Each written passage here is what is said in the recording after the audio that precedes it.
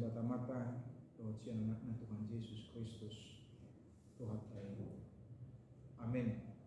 Selamat pagi dan selamat bertemu kembali melalui salam firman Tuhan pada hari Rabu tanggal 14 Juni 2023 yang terambil dari Matius pasal 19 ayat 29.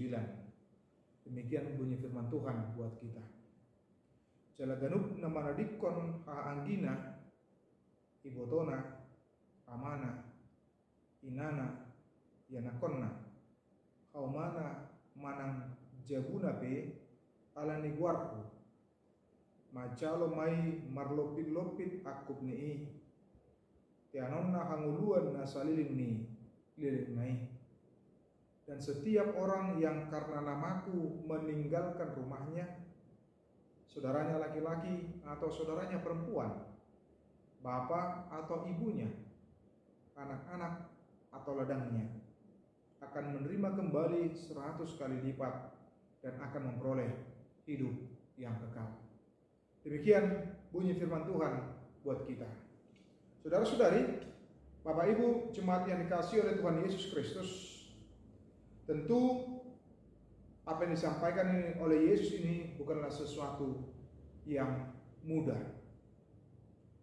Namun Yesus mau mengatakan kepada kita, di setiap keputusan ketika kita mengikut Dia, setia kepada Dia, itu bukan tanpa konsekuensi. Tapi ada konsekuensi yang harus ditanggung, yang harus dipikul oleh setiap orang yang mengikut Dia. Mengikut Yesus tanpa konsekuensi sesungguhnya tidaklah menjadi mengikut Yesus yang sesungguhnya. Namun dia hanya menjadi penggemar semata. Dilihat dari sudut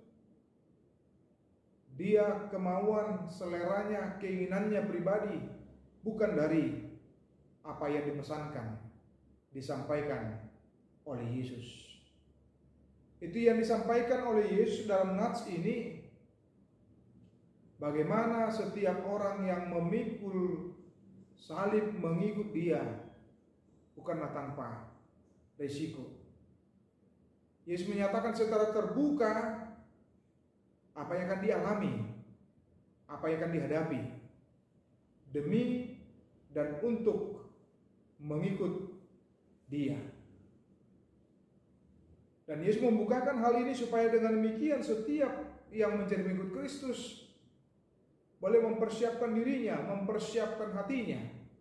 Terlebih di awal-awal kekristenan, pesan yang disampaikan oleh Yesus adalah mempersiapkan murid-muridnya bagaimana perlakuan yang akan mereka hadapi dan mereka terima, termasuk dengan orang-orang yang terdekat dengan mereka.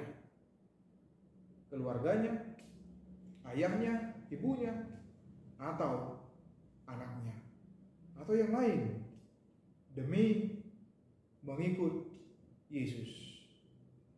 Namun Yesus mengatakan bahwa ketika mengikut Dia itu bukanlah sesuatu yang sia-sia. Dan jawaban Yesus ini adalah muncul berasal dari pertanyaan Simon Petrus sendiri. Apa upah yang akan mereka terima ketika mereka mengikut Kristus di dalam kehidupan mereka? Oleh karena itu, dalam nats ini ketika disebutkan oleh Yesus tadi, dan setiap orang yang karena namaku meninggalkan rumahnya, saudaranya laki-laki atau saudaranya perempuan, bapak atau ibunya, anak-anak atau ladangnya akan menerima kembali 100 kali lipat dan akan memperoleh hidup yang kekal.